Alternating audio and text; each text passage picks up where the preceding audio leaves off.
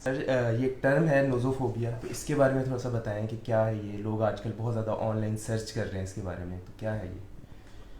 Thank you. Abdullah जो है वो टॉपिक ढूंढता रहता है कि कौन सा टॉपिक जो है इस पे हम लोगों की ज़्यादा उनकी रहनुमाई कर सकते हैं, ख़ास तौर पे मेडिसिन से रिलेटेड। तो थैंक यू वेरी मच। ये जो नोज़ोफोबिया है ये एक टर्म है जिसका मतलब है बीमार होने का खौफ। यानी आपको बीमारी कोई नहीं है, मगर आपको ये बीमारी है कि आपको ये डर है कि कहीं मैं बीमार ना हो जाऊँ। तो ये एक जेन्युइन बीमारी है, जेन्युइन टर्म है। और ख़ास तौर पर आप जैसे कह रहे हैं कि आजकल इसका बहुत ट्रेंड, लोग देख इसके बारे में बात कर रहे हैं, वो इसलिए कि बीमारियों के बारे में इंफॉर्मेशन अवेलेबल है बहुत ज़्यादा।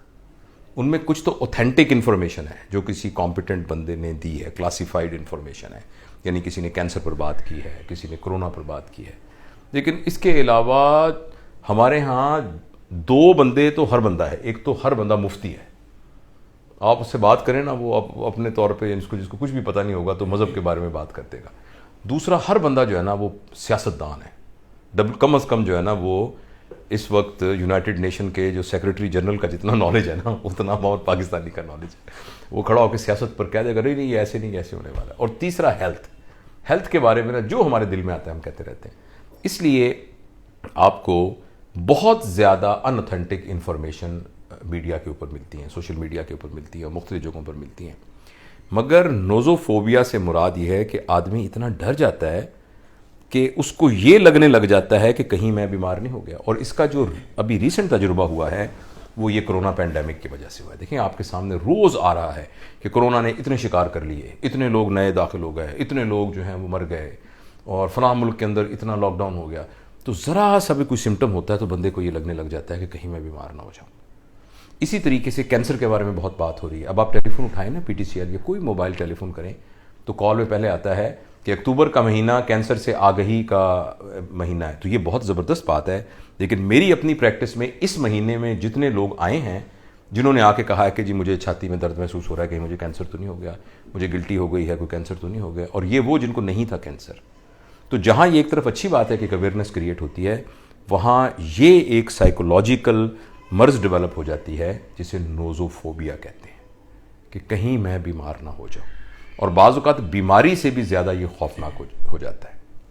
तो मुझे भी बहुत दफ़ा लोगों ने ये सवालात पूछे हैं हमारी जो जीमेल के ऊपर, अकाउंट के ऊपर जो हमने लोगों के सवालों को इनवाइट करते हैं, तो उसमें भी बहुत सारे सवाल पूछे हैं। तो इसका करें क्या? वैसे तो इसके ऊपर आपको आर्टिकल मिल जाएंगे बहुत ज़्यादा कि इसका इलाज क्या है। पहली बात तो ये है कि अगर किसी शख्स को ये खौफ हो कि मुझे कहीं ये बीमारी तो नहीं हो गई, तो उसको इधर उधर से खुद सर्च करने की बजाय उसको एक क्वालिफाइड बंदे के पास जाना चाहिए। और मैंने ये देखा है कि जिनको वाकई जेन्युइन नोज़ोफोबिया होता है वो एक डॉक्टर के पास जाते हैं, उसे कहते हैं देखें डॉक्टर साहब मेरा अल्ट्रासाउंड कराएं, डॉक्टर साहब मेरा फलां टेस्ट कराएं। आपने वो टेस्ट करा लिया, उनका नहीं आपको कुछ नहीं है, वो कहते हैं नहीं अब मैं ना किसी एक और डॉक्टर को दिखाऊंगा। फिर वो एक सेकंड ओपिनियन के लिए चले जाएंगे, फिर वो तीसरे, क्योंकि आपने उनको इन्फॉर्मेशन दे दी है मगर उनके नोज़ोफोबिया का इलाज नहीं किया। जो नोज़ोफोबिया का इलाज है उसको, अगेन मैं ये नहीं चाहता कि मैं ये हाफ हार्टेड और हाफ बेक्ड इन्फॉर्मेशन दे दूं तो उससे इसके बारे में एक नोज़ोफोबिया डेवलप हो जाए इस वीडियो को देखकर, तो मैं ये नहीं चाहता। लेकिन मैं आपको एक जनरल प्रिंसिपल बताता हूं कि अगर किसी शख्स को ये लगे कि कहीं मैं बीमार ना हो जाऊं, और ये अच्छा, फिर ये नोज़ोफोबिया बीमारी हम उस वक्त कहेंगे, अंदेशा तो हर एक को ही होता है। देखिए ना, मैं बाहर जाता हूँ मास्क लेकर जाता हूँ, मुझे डरते अल्लाह ना करे कहीं से लग ना जाए। आप लोग भी ये सारी एहतियात करते हैं। इसके अलावा कहीं से आपको खाने पीने की चीज़ें होती हैं, हर लोग, वो तो उतना हद तक तो ठीक है। लेकिन ये एहसास कि कहीं मैं बीमार ना हो जाऊं, और ये एहसास आपके रोज़मर्रा के मामूलात में इंटरफियर करने लग जाए। यानी आप अगर जॉब कर रहे हैं तो जॉब ना कर सकें, आप अपने घर में रिलेशन सही तरीके से ना रख सकें, और आप खाना प्रॉपर तरीके से ना खा सकें, आप सो ना सकें, आप ऐसे लाइफ को एंजॉय ना कर सकें, आप हर वक्त उसी खौफ में रहें, तो तब हम उसको लेबल करेंगे कि ये अब नोज़ोफोबिया हो गया है। अच्छा, इसके लिए अगर आप लिटरेचर को देखें तो इसकी 3 लेवल पर इसकी ट्रीटमेंट होती है। पहले लेवल को कहते हैं एक्सपोजर।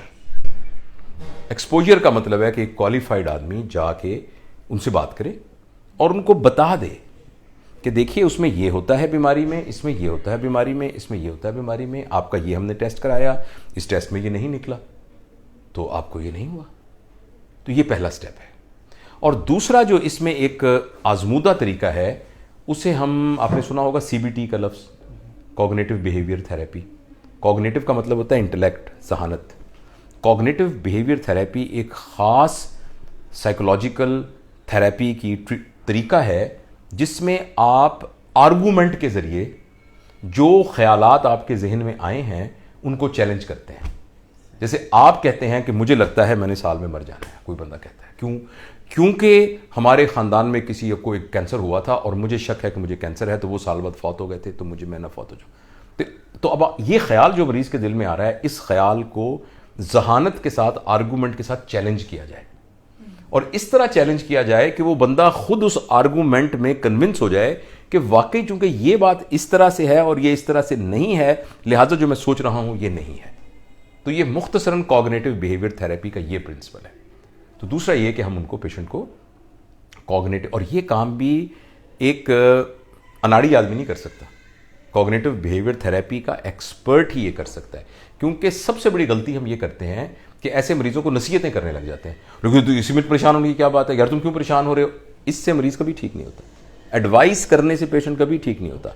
अलबत्ता उसकी आर्गूमेंट को चैलेंज किया जाए, और उस चैलेंज करने में वाकई उसके दिमाग में कोई दलील और ना हो सिवाय इस दलील के एक्सेप्ट करने के जो कि फेवरेबल दलील है, तो इसका नाम है कॉग्निटिव बिहेवियर थेरेपी। तो एक प्रॉपर एक स्किल है। तो इस स्किल के अंदर आपने अपनी राय को बिल्कुल इस्तेमाल नहीं करना होता, अपनी एडवाइस बिल्कुल देनी नहीं होती, उसको ये नहीं कहना होता you should not be doing this, तुमने ऐसा क्यों किया, इसमें टेंशन वाली कौन सी बात है, इसमें परेशानी वाली कौन सी बात है। सवाल ये नहीं है कि परेशानी वाली बात है या नहीं है, सवाल ये है कि वो परेशान है।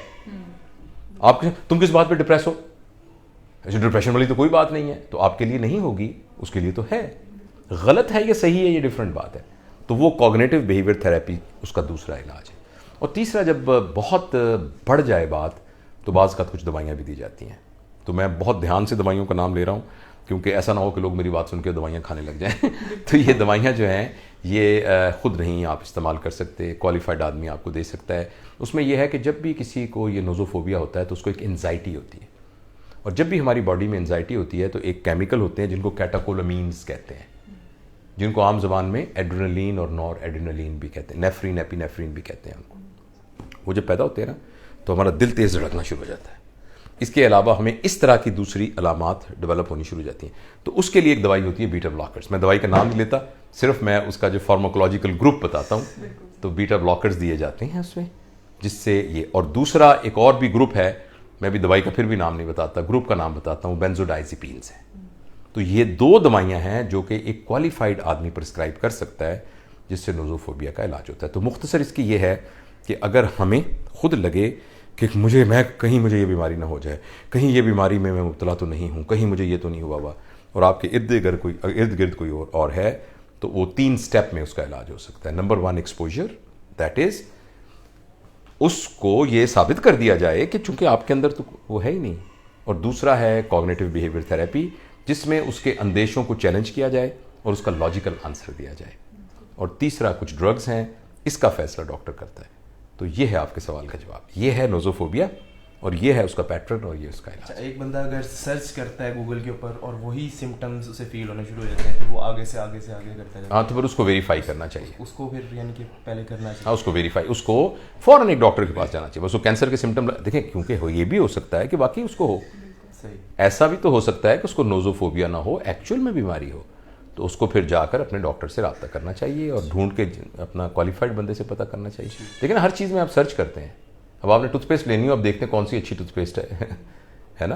तो इसी तरीके से अपने इलाज के लिए भी आपको प्रॉपर क्वालिफाइड आदमी के पास जाना चाहिए, जो उस फील्ड का एक्सपर्ट हो। और कोई बात आप